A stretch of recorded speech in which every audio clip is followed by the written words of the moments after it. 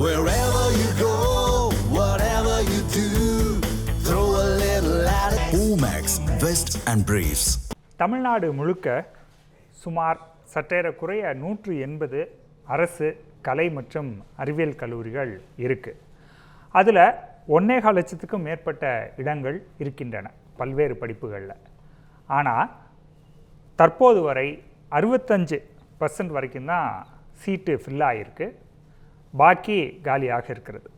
சரியாக சொல்லணும் அப்படின்னா 3 இடங்களில் 1 இடம் காலியாக இருக்கிறது. ஏன் இந்த நிலைமை? தனியார் கல்லூரிகளை நோக்கி மாணவ மாணவிகள் செல்வது ஏன் அப்படிங்கிறத பற்றி தான் இன்றைக்கி பிக் நியூஸில் விரிவாக விவாதிக்க இருக்கிறோம்.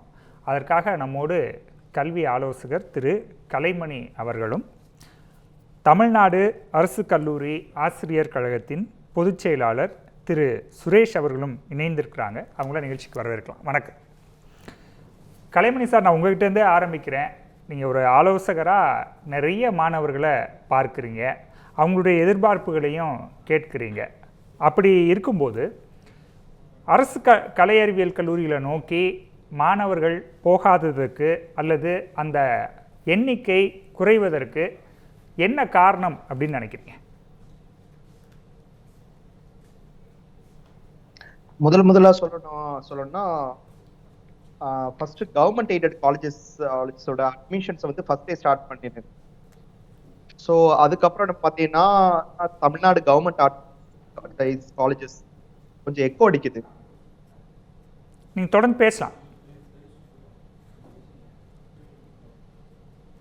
Government arts and science colleges அதுக்கப்புறம் நடக்கிறதுனால கிட்டத்தட்ட வந்து உங்களுக்கு வந்து ஒரு 1,26,000 சீட்ஸ்ல இப்போ ஒரு 83,000 சீட்ஸ் தான் இருக்கு, which is hardly around 5.59%. But இதுக்கு முன்னாடி நீங்க பாத்தீங்கன்னா ஒரு 10 days முன்னாடி பாத்தீங்கன்னா 43% தான் ஃபில் ஆயிருச்சு. இப்ப நீங்க பாத்தீங்கன்னா 65.59% ஃபில் ஆயிருக்கு. சார், உங்க இணைப்புல ஏதோ பிரச்சனைன்னு நினைக்கிறேன். நான் திரும்ப உங்ககிட்ட வரேன், சரி பண்ணிட்டு வரேன். திரு சுரேஷ், நீங்கள் ஒரு ஆசிரியர் கழக பொதுச் செயலாளராக இருக்கிறீங்க.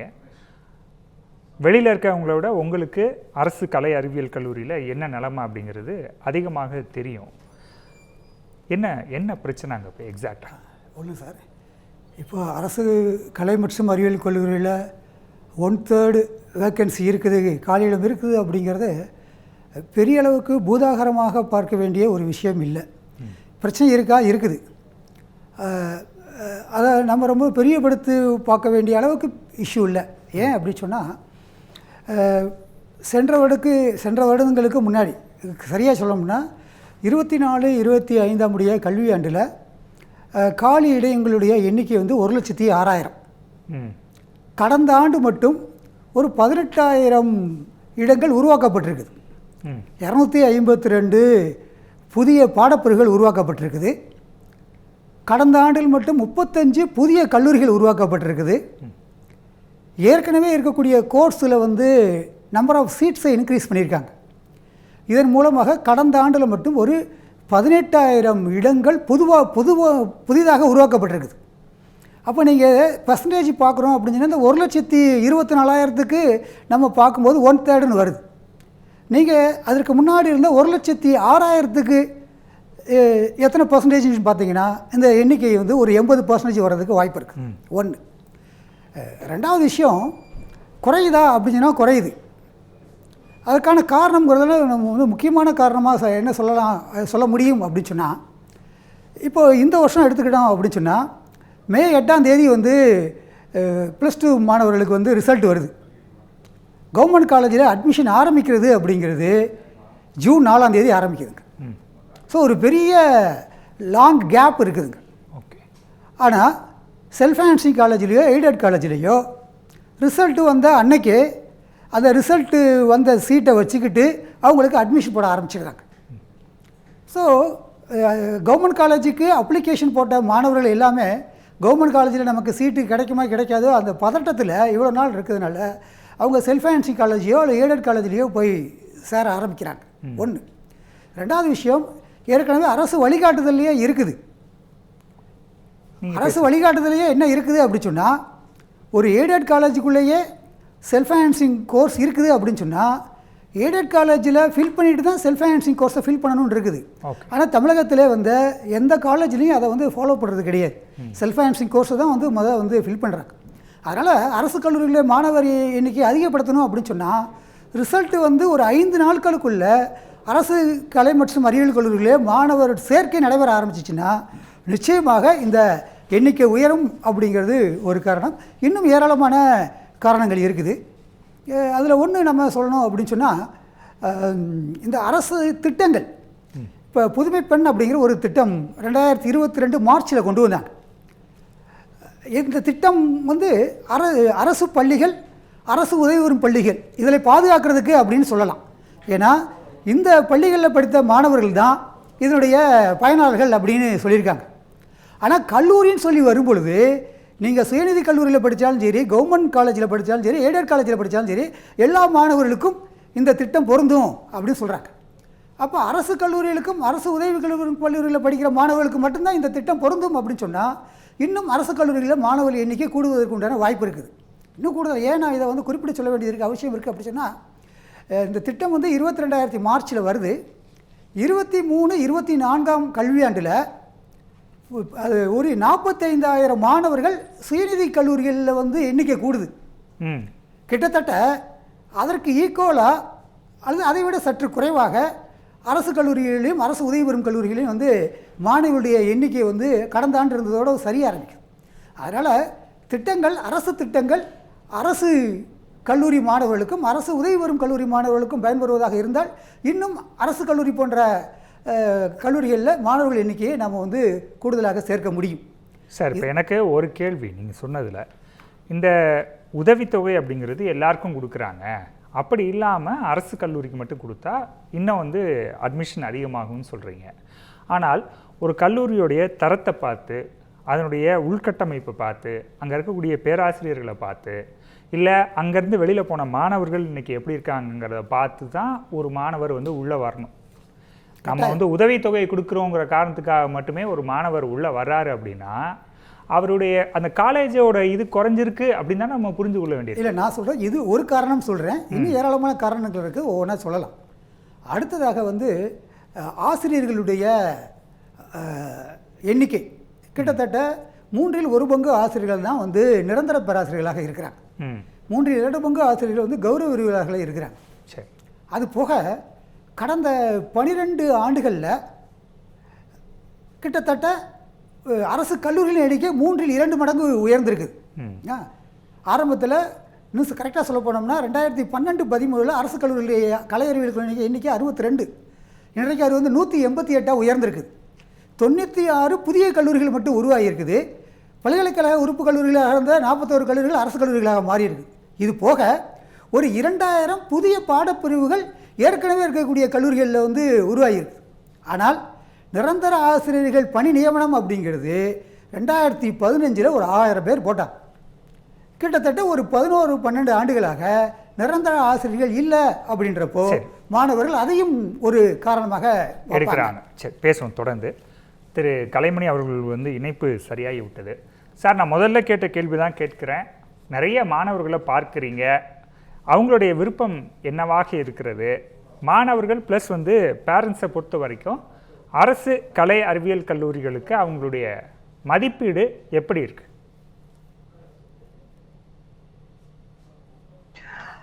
ஃபர்ஸ்ட் ஆஃப் ஆல் நீங்கள் பார்த்தீங்கன்னா இந்த ஆர்ட்ஸ் அண்ட் சயின்ஸ் அப்படின்னு நம்ம பார்க்கும் பொழுது இதில் யார் அதிகமாக சேர்றாங்க அப்படின்னு நீங்கள் பார்த்தீங்கன்னா ஒரு ஏழ்மையான மாணவர்கள், அதில் மிடில் கிளாஸ் ஃபேமிலி பீப்புள் தான் they are preferring this arts and science colleges. இதில் என்ன நடக்கக்கூடிய சில விஷயங்கள் நான் சொல்ல விரும்புகிறேன். இப்போ நம்ம அந்த கவுன்சிலிங்கை நீங்கள் பார்த்தீங்கன்னா உங்களுக்கு வந்து இப்போ இன்ஜினியரிங், இப்போ தமிழ்நாடு இன்ஜினியரிங் கவுன்சிலிங்கை பொறுத்தவரை கவர்மெண்ட், ஸ்டேட் கவர்மெண்ட்டாக இருக்கட்டும், எய்டடாக இருக்கட்டும், ப்ரைவேட்டாக இருக்கட்டும், எல்லாமே சிங்கிள் விண்டோ கவுன்சிலிங்கில் இருக்குது. அட் த சேம் டைம் மெடிசன்லேயும் அதே மாதிரி தான் நடக்குது. பட் ஆர்ட்ஸ் அண்ட் சயின்ஸ்க்கு மட்டும் பார்த்தீங்கன்னா கவர்மெண்ட் காலேஜஸ் இப்போ தமிழ்நாட்டில் ஒரு 181 காலேஜ் இருக்குது, அதோட கவுன்சிலிங்க்கு தனியாகவும், அதுக்கப்புறம் எய்டடுக்கு தமிழ்நாட்டில் இருக்கக்கூடிய எய்டட் காலேஜஸ் ஒரு காலேஜும் அவங்க தனியாக ஒரு அட்மிஷனும், பிரைவேட் காலேஜ் தனியாக அட்மிஷன் நடக்குது. ஸோ இதனால என்ன பண்ணிடுறாங்க, இந்த private institution before the results நீங்கள் பார்த்தீங்கன்னாவே அவங்களோட அப்ளிகேஷன் போர்ட்டல்லாம் ஓப்பன் பண்ணி இப்ப நான் காலேஜ் பேரை சொல்ல வரும்ல, ஒன்னா ஒரு பிரசித்தி பெற்ற நிறுவனம், கல்வி நிறுவனம் தான் கோயம்புத்தூர்ல.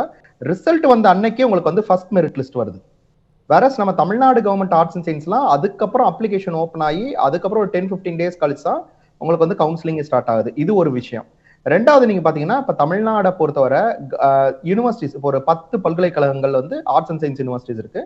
இந்த 10 பல்கலைக்கழகத்திலையும் பாத்தீங்கன்னா உங்களுக்கு வந்து டிபார்ட்மெண்ட்ஸ்ல வேற உங்களுக்கு வந்து கோர்சஸ் இருக்கு. ஓகேங்களா? ஸோ அப்ப இந்த யூனிவர்சிட்டிஸ்லயே நிறைய ஸ்டூடெண்ட்ஸ் போய் சேர்ந்துடுறாங்க. இது ஒரு காரணம் நான் சொல்லணும். ரெண்டாவது காரணம் அப்படின்னு நீங்க பாத்தீங்கன்னா the quality of the education, especially in the government arts and science institutions, நீங்க முக்கியமா உற்று நோக்கி பார்க்க வேண்டியது கெஸ்ட் ஃபேக்கல்டிஸ். கிட்டத்தட்ட 8,741 faculties they are serving as a guest faculty. ஒரு 10ல இருந்து 15 வருஷமா கெஸ்ட் ஃபேக்கல்ட்டியாவே உங்களுக்கு வந்து சர்வ் பண்ணிட்டு இருக்காங்க. ஓகே, கௌரவ விரிவு உரையாளர்களா. அதுக்கப்புறம் லாஸ்ட் இயர் நீங்க பாத்தீங்கன்னா இந்த இப்ப ரீசெண்டா வந்த ஒரு இன்ஃபர்மேஷன் நான் சொல்றேன். Out of 181 colleges, arts and science காலேஜஸ்ல ஒரு 125 காலேஜஸ்ல வந்து there is no any permanent principals actually. இப்போ ரீசெண்டா கூட உங்களுக்கு மீடியால நீங்க ஃபிளாஷ் பண்ணியிருந்தீங்க. that is also one of the main reason behind that. இதுல நிறைய பாத்தீங்கன்னா கிரேட் 1 ஆர்ட்ஸ் அண்ட் சயின்ஸ் காலேஜஸும் அடக்கம். ஓகேங்களா? கிரேட் 1, கிரேட் 2 காலேஜஸும் வந்து அடக்கம். ஸோ அப்படின்னா நீங்க பாத்தீங்கன்னா மாணவர்களுக்கு வந்து ஒரு பெரிய ப்ரீமியம் இன்ஸ்டிடியூஷன்ஸ்ல வந்து because of the lack of infrastructure, quality faculties, அதுக்கப்புறம் பாத்தீங்கன்னா நிறைய ப்ராப்ளம்ஸ் அங்க இருக்கிறதுனால the people they are preferring more oriented more towards the government aided and private colleges than government arts and science colleges. Okay, தொடர்ந்து பேசலாம் sir. தற்போது நம்மோடு தொலைபேசி வாயிலாக கௌரவ விரிவுரையாளர் சங்கத்தின் மாநில தலைவர் திரு தங்கராஜ் அவர்கள் இணைந்திருக்கிறார். அவர்கிட்ட பேசலாம். தங்கராஜ் சார் வணக்கம். ஒரு பக்கம் பார்த்தோம் அப்படின்னா ஒரு கல்லூரியில் 2000 இடம் இருக்குது, ஆனால் 40,000 அப்ளிகேஷன் வருது அரசு கல்லூரியிலேயே. இன்னொரு பக்கம் பார்த்தோம் அப்படின்னா 3ல் ஒரு சீட்டு காலியாக இருக்குது. இதை எப்படி புரிஞ்சுக்கிறது? என்ன பிரச்சனை, என்ன நடக்குது? அரசு கல்லூரியை பொறுத்த அளவுக்கும் இங்க வந்து இன்ஃப்ராஸ்ட்ரக்சர் வந்து குறைவா இருக்கு சார். குறிப்பா பிரைவேட் காலேஜ் நோக்கி ஏன் போறாங்கன்னா, படிச்சு முடிச்ச உடனே பசங்களுக்கு வந்து இப்ப மாணவர்களுக்கு வந்து வேலை வாய்ப்பு முக்கியமா இருக்கு. அது பிரைவேட் காலேஜ் என்ன பண்றாங்க, மாணவருடைய சூழ்நிலைக்கு ஏற்ற மாதிரி பாடப்பிரிவுல வந்து 10 நாள் இன்க்ரீஸ் பண்ணிட்டே போறாங்க. குறிப்பா BSc data science, BSc A என்று சொல்லக்கூடிய செயற்கை நுண்ணறிவு பாடப்பிரிவு, அப்புறம் பிஎஸ்சி ஏ வித் எம்எல், இது மாதிரி வந்து கம்ப்யூட்டர் பேஸ்ட் கோர்ஸ்க்கு வந்து நிறைய டிமாண்ட் இருக்கு சார். அதனால படிச்சு முடிச்ச உடனே அவங்க என்ன பண்றாங்கன்னா, ஸ்டாஃபுங்க வந்து சொல்லித்தர ஸ்டாஃபோட ஊதியத்தை விட பல மடங்கு ஊதியத்தை வந்து மாணவர்கள் தர மாதிரி இருக்கு.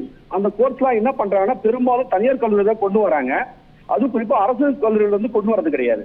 ஏன்னா அதுக்கு நிறைய கம்ப்யூட்டர் தேவைப்படுறதுனாலும் அதிகமான ஆட்கள் போட வேண்டியதுனால வந்து பார்த்தா அரசு என்ன பண்றாங்கன்னா அதை தனியார் கல்லூரிக்கு வந்து அதை இது பண்ணிடுறாங்க, தாரை வத்துறாங்க. பெரும்பாலான இதுல வந்து பார்த்தா இது மாதிரி பிரைவேட் காலேஜ் கோர்ஸ் கொடுக்கறதுக்கே வந்து நிறைய அரசியல் தலையீடு இருக்கு சார். அது மட்டும் இல்லாம நிறைய தனியார் கல்லூரியில் வந்து பார்த்தா கொடுக்குற கோர்ஸ் வந்து அங்க இருக்கிற பிரைவேட் காலேஜ் வந்து என்ன பண்றாங்கன்னா கவர்மெண்ட் காலேஜ் கொடுக்காத மாதிரி பாத்துக்கிறாங்க. அது இந்த அரசு வந்து அதை பண்ணணும். அது மாதிரி மாணவர்களுக்கு வந்து பார்த்தா வேலை வாய்ப்பு கொடுக்குற மாதிரி கோர்ஸ் வந்து பிரைவேட் நிர்வாகம் கொடுக்கும்போது அரசு நிர்வாகம் கொடுத்தா நிறைய பேர் பலன் அடைவாங்க. ரெண்டாவது என்னன்னா, மாணவர்களுக்கு ரோல் மாடல் யாருன்னா ஸ்டாஃப் தான்.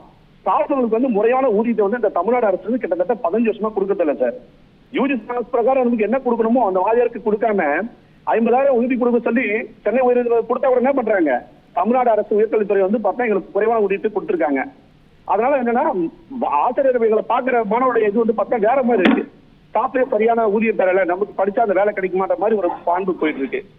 அது மட்டும் இல்லாம பாத்தீங்கன்னா இங்க நிறைய வந்து பார்த்தா ரிசர்ச்சுக்கு முக்கியத்துவம் கொடுக்கறதில்ல சார். அரசு கல்லூரி நிறைய முக்கியத்துவம் கொடுக்கறதில்ல, பிரைவேட் காலேஜ் கொடுக்குற மாதிரி.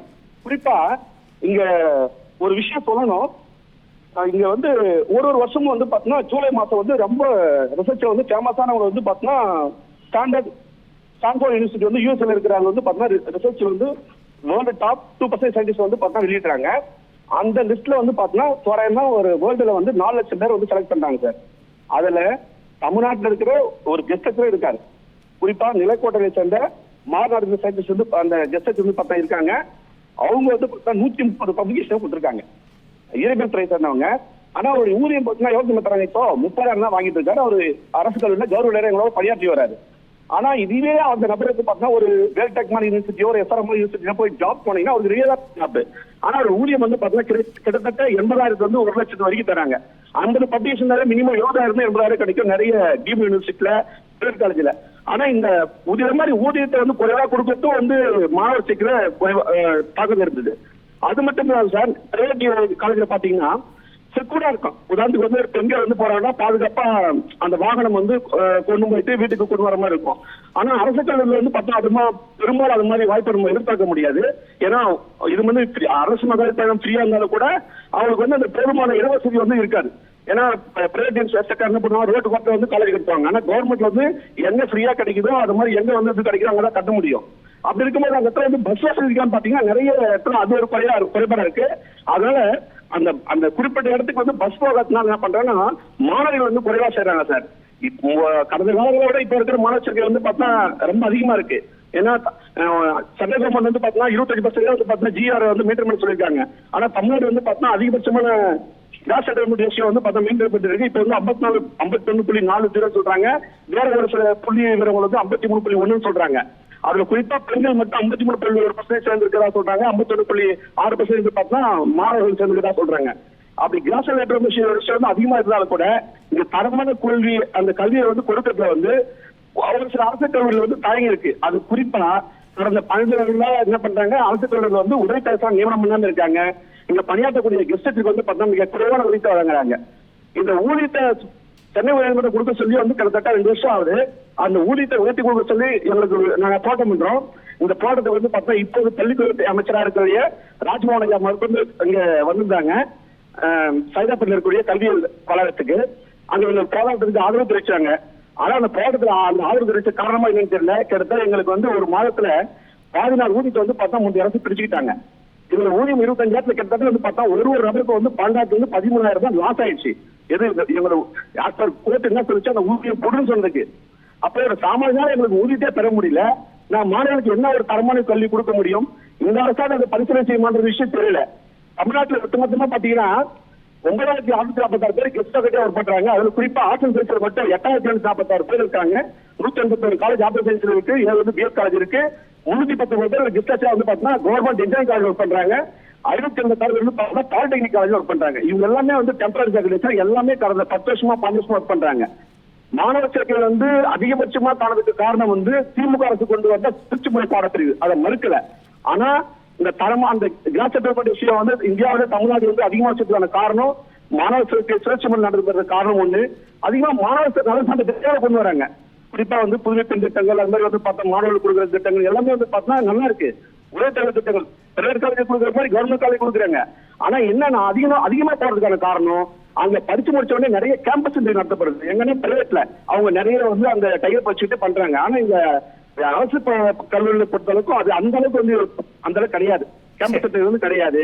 அது வந்து ஒரு குறைபாடா இந்த முக்கிய பார்க்கப்படுது. அதுதான் 125 காலேஜ் வந்து பார்த்தா நிரந்தர பிரின்சிபல் கிடையாது. தமிழ்நாட்டுல பாதி யூனிவர்சிட்டி வந்து பார்த்தா வீசு கிடையாது. இதனால முடிவெடுக்கிற விஷயங்களே போட்டு போகுது. அப்படி இருக்கும்போது இது மாணவர்கள் முதற்கொண்டு தாக்குதுன்றதான் எங்களுடைய குற்றச்சாட்டை வைக்கிறோம் சார். இணைப்பில் வந்து உங்களுடைய கருத்துக்களை பகிர்ந்து கொண்டமைக்கு மிக்க நன்றி சார். சரி, இப்போ நம்ம ஆசிரியர்கள் இல்லைன்னு பேசுகிறோம். ஆனால் பல கல்லூரிகளில் பிரின்சிபலே இல்லைன்னு சொல்கிறாங்க. பல்கலைக்கழகங்களுக்கு துணைவேந்தர் இல்லை அப்படிங்கிறதும் நம்ம பார்க்குறோம். இப்போ இதெல்லாம் இல்லாமல் ஒரு இன்ஸ்டிடியூஷனை ரன் பண்ணும்போது என்ன மாதிரியான சிக்கல்லாம் வருது ப்ராக்டிக்கலாக? ஒன்று பிரின்சிபல் இல்லை அப்படிங்கிறது ஒரு 125 கல்லூரிகளில் 25 முதல்நிலை கல்லூரிகளில் 100 இரண்டாம் நிலை கல்லூரிகளில் முதல்வர்கள் இல்லை அப்படிங்கிறது உண்மைதான். முதல்வர்கள் இல்லை அப்படின்றப்போ என்ன செய்கிறாங்கன்னா, பொதுவாக முதல்வர் ரெகுலராக முதல்வர் போடுறாங்க. முறையான முதல்வர்கள் போடும்போது மாநில அளவில் அரசு கல்லூரிகளில் யாருக்கு அதிகமான சர்வீஸ் இருக்கிறோ அவங்கள வந்து முதல்வர்களாக நியமிக்கிறாங்க. அப்படி முதல்வர்களாக நியமிக்கிறதுல கடந்த காலங்களில் வந்து வழக்கு இருந்தது. அது இந்த முதல்வர் பட்டியலுக்கு வந்து ஸ்டே ஆர்டர் வாங்கியிருந்தாங்க. தற்பொழுது அந்த ஸ்டே ஆர்டரை வந்து வெக்கேட் பண்ணியிருக்காங்க. முதல்வர் போடுறதுக்கான முயற்சி நடந்துக்கிட்டு இருக்குது. இப்போ முதல்வர் இல்லை அப்படின்னு சொன்னால் ஒரு கல்லூரியில் அந்த கல்லூரியில் யார் வந்து மூத்த ஆசிரியரோ அவரை வந்து இன்சார்ஜாக கொடுப்பாங்க. அவருக்கு பணி அனுபவம் அப்படிங்கிறது குறைவாக இருக்கலாம். ஸோ பணியில் ஒரு 27 வருஷம் 30 வருஷம் இருந்து ஒரு கல்லூரி நிர்வாகத்தை நடத்துவதற்கும் ஒரு குறைந்த அளவு பணி அனுபவம் இருக்கக்கூடிய ஒரு ஆசிரியர் முதல்வர் பொறுப்பில் இருந்து நடத்துறதுக்கும் வித்தியாசம் இருக்கும். அன்றாட நடவடிக்கைகளில் பிரச்சனையை எதிர்கொள்வதில்லை. அந்த அணுகுண்மை அப்படிங்கிறது ஏராளமான பிரச்சனைகளை உருவாக்கலாம் அப்படிங்கிறது. சரி, திரு கலைமணி, இப்போ ட்ரெண்டுக்கு ஏற்ற மாதிரி அரசு கலைக்கல்லூரிகளில் எஸ் சார் அந்த பாடத்திட்டங்கள் அப்டேட் ஆகாமல் இருக்கா?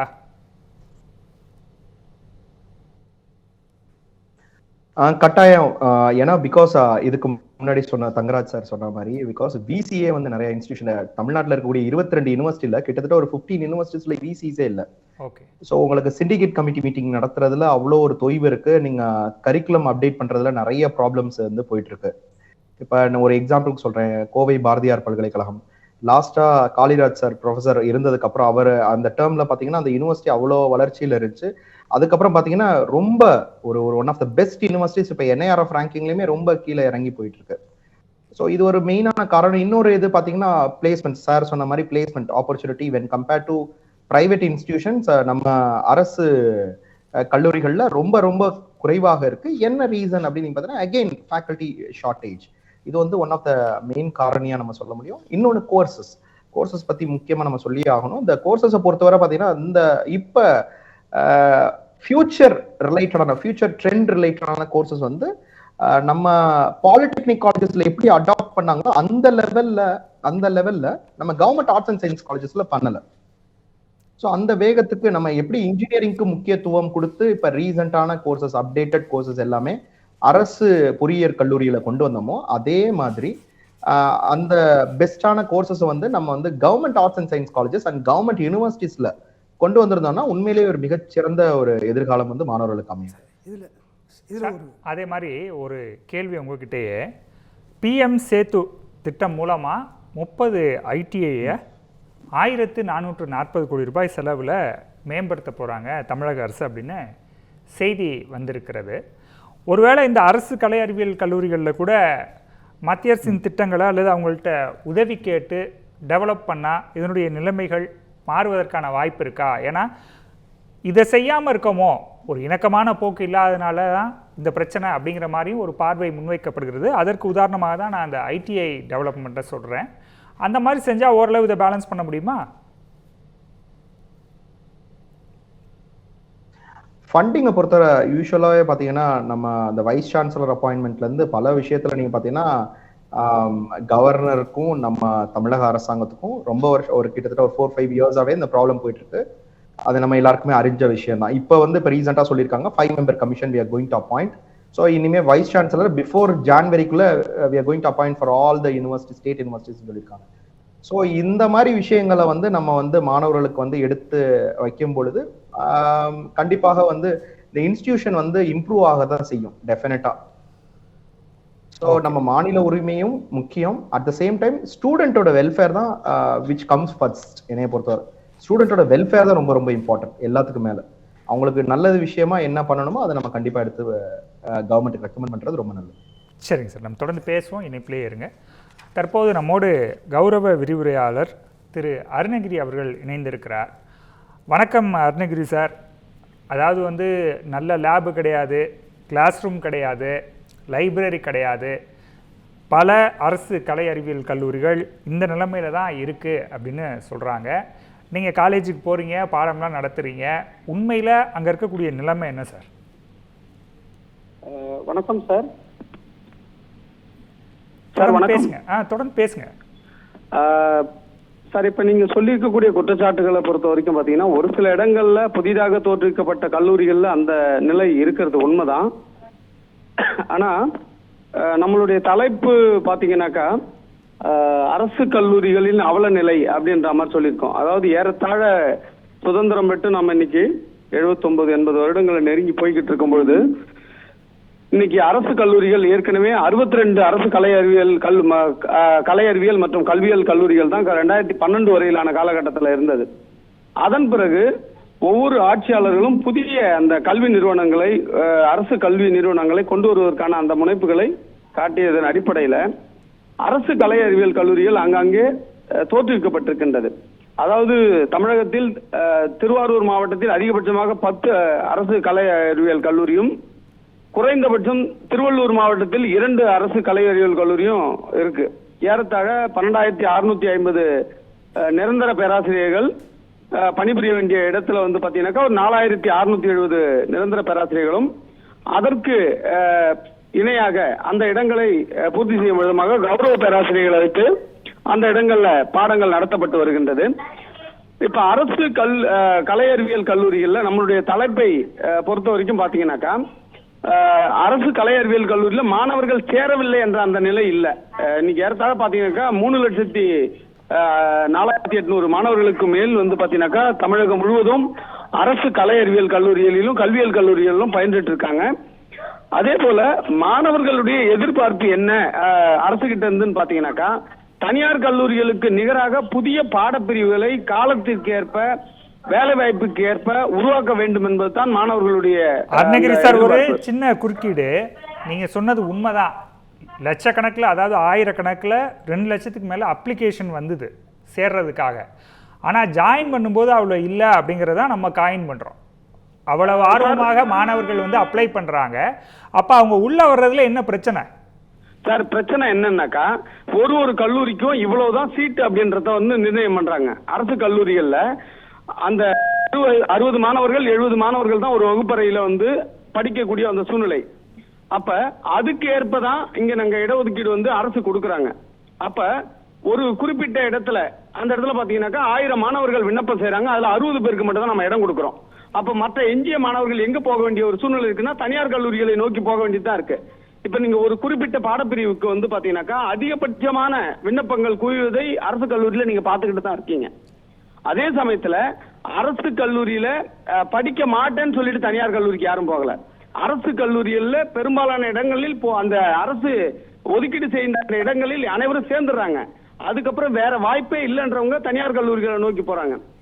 பாப்போம். நீங்க சொல்றது வந்து நடைமுறையில வேற மாதிரி இருக்கு. முதல்ல பிரைவேட் காலேஜுக்கு தான் போயிடுறாங்க.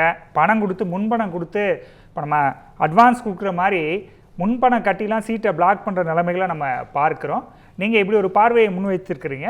பார்க்கலாம், தொடர்ந்து பேசலாம். இணைப்பில் வந்து உங்களுடைய கருத்துக்களை பகிர்ந்து கொண்டமைக்கு மிக்க நன்றி திரு அருணகிரி. கலைமணி சார், உங்ககிட்ட ஒரே ஒரு கேள்வி. அதாவது வந்து இந்த சாய்ஸ் ஃபில்லிங் வந்ததும் இதுக்கு ஒரு காரணம் அப்படிங்கிறாங்க. அது கொஞ்சம் சிக்கலாக இருக்குது அப்படின்ற ஒரு பார்வை முன்வைக்கப்படுகிறது. அது உண்மையா? சுருக்கமா? இல்ல, டெஃபினட்டா அது கண்டிப்பா இல்லைன்னு நான் சொல்லலாம். ஏன்னா ரீசன் இப்போ முன்னாடி பாத்தீங்கன்னா ஒரு இன்ஸ்டிடியூஷனுக்குமே முன்னாடி இப்போ ஒரு 181 இன்ஸ்டிடியூஷன்ஸ், இப்போ ஒரு 3-4 இயர்ஸ்க்கு முன்னாடி பாத்தீங்கன்னா ஒரு 150 இன்ஸ்டிடியூஷன் வச்சுக்கோ. 150 இன்ஸ்டிடியூஷனுக்கும் சிங்கிள் அப்ளிகேஷன், ஒரு அப்ளிகேஷன் ஒரு காலேஜ்ல போயிட்டு அங்கே நேரம் வாங்கி ஃபில் பண்ணி கொடுக்கறதெல்லாம் தாண்டி ஒரு 3 இயர்ஸ் பேக் பாத்தீங்கன்னா ஆன்லைன்ல சாய்ஸ் ஃபில்லிங் ஆன்லைன்ல கொண்டு வந்தாங்க. சாய்ஸ் ஃபில்லிங் இந்த வருஷத்துல இருந்து கொண்டு வந்திருக்காங்க, தமிழ்நாடு இன்ஜினியரிங் கவுன்சிலிங் மாதிரி. இது கண்டிப்பாக வந்து பாராட்டக்கூடிய விஷயம். பட் இதுல இருக்கக்கூடிய ஒரு பெரிய ஃபிளாவை ஒண்ணு சொல்றேன். இப்ப நம்ம தமிழ்நாடு இன்ஜினியரிங் கவுன்சிலிங் பாத்தீங்கன்னா அக்செப்ட் அப்வர்ட் பாத்தீங்கன்னா இப்போ ஒரு ஸ்டூடெண்ட்க்கு 3rd சாய்ஸ் வருது அப்படின்னா அக்செப்ட் அப்வர்ட் இது மாதிரி நிறைய விஷயங்கள்லாம் இருக்கும், ரைட்? டிக்ளைன் இல்லைன்னா நெக்ஸ்ட் ரவுண்டுக்கு போற மாதிரி. இதுல அது மாதிரி பின்பற்றப்படவே இல்லை. இது வந்து கண்டிப்பா இதை அடாப்ட் பண்ணணும். இனிமே வரக்கூடிய கவுன்சிலிங் ரொம்ப ரொம்ப இம்பார்ட்டன்ட். இந்த மீடியா மூலியமா நான் சொல்லிக்க விரும்புறது, இப்ப ஸ்போர்ட்ஸ் கோட்டா கவுன்சிலிங் எடுத்துக்கோங்க. ஸ்போர்ட்ஸ் கோட்டா கவுன்சிலிங் என்ன பண்ணுவாங்க? தமிழ்நாடு இன்ஜினியரிங் கவுன்சிலிங், லா கவுன்சிலிங், மெடிக்கல் கவுன்சிலிங்ல யார் ஸ்போர்ட்ஸ் கோட்டாக்கு அப்ளை பண்ணிருக்காங்களோ எல்லாரையும் சென்னைக்கு வரவழைச்சு அவங்களுக்கு வந்து ஸ்போர்ட்ஸ் மதிப்பெண் போட்டு அதுக்கப்புறம் ஆன்லைன்ல கவுன்சிலிங் வர வைப்பாங்க. ஆனா கவர்மெண்ட் ஆர்ட்ஸ் அண்ட் சயின்ஸ் காலேஜஸ்ல என்ன பண்றாங்கன்னா, இப்போ ஒரு ஸ்டூடெண்ட் 10 காலேஜுக்கு அப்ளை பண்றாங்கன்னா 10 காலேஜுக்கும் சேம் டேட்ல வந்து ஸ்போர்ட்ஸ் கோட்டாக்கு கூப்பிடுறாங்க. அப்பனா அந்த மாணவன் 10 காலேஜுக்கு ஒரே நாள்ல எப்படி அப்பியர் ஆக முடியும்? ஓகே, நன்றி சார். இணைப்பில் வந்து உங்களுடைய இந்த ஒரு விஷயத்தை வந்து நீங்க வந்து அடுத்த வருஷம் வந்து நிவர்த்தி செய்யணும். சரி, நன்றி சார். சுரேஷ் சார், சுருக்கமாக என்ன பண்ணணும்? ஒன்று ஒரு மாற்றுக்கருத்து, அரசு கல்லூரிகளில் வந்து அப்டேஷன் ஆகலை அப்படிங்கிறத நான் வந்து அதில் மாற்றுக்கருத்து எனக்கு இருக்குது. ஏன்னா லாஸ்ட் இயர் கூட வந்து பிஎஸ்சி டேட்டா அனாலிசிஸ் கோர்ஸ் கொண்டு வந்திருக்காங்க. விஷுவல் கம்யூனிகேஷன் கோர்ஸ் வந்து காலேஜஸில் இருக்குது, பயோகெமிஸ்ட்ரி இருக்குது, மைக்ரோபயாலஜி இருக்குது, மெரைன் பயாலஜி இருக்குது. அது ரீசெண்டான அப்டேஷன் கோர்சஸ்லாம் கல்லூரிகளில் வந்து இருக்க தான் செய்யுது, இல்லைன்னு சொல்லலை. ஆனால் ஆசிரியர்கள் இல்லை அப்படிங்கிற காரணத்தினால தான் அங்கே வரமாட்டிக்காங்க. உள்கட்டமைப்பு எப்படி? உள்கட்டமைப்பு பொறுத்த வரைக்கும் ஆய்வகங்கள் இருக்குது, ஆனால் ஆய்வக உதவியாளர்கள் இல்லை. அதுபோக வந்து இந்த லேபுக்கு எக்யூப்மெண்ட் இல்லை. ஒரு 20 வருஷத்துக்கு முன்னாடி லேபுக்கு என்ன பணம் கொடுத்தாங்களோ வருஷத்து செலவுகளுக்கு அதே பணத்தை தான் இப்போ வரைக்கும் கொடுத்துக்கிட்டு இருக்காங்க. அப்போது விலைவாசிக்கு தகுந்தாற் போல் கூடலை. அப்போ லேபுக்கு உண்டான செலவு பிரச்சனை இருக்குது.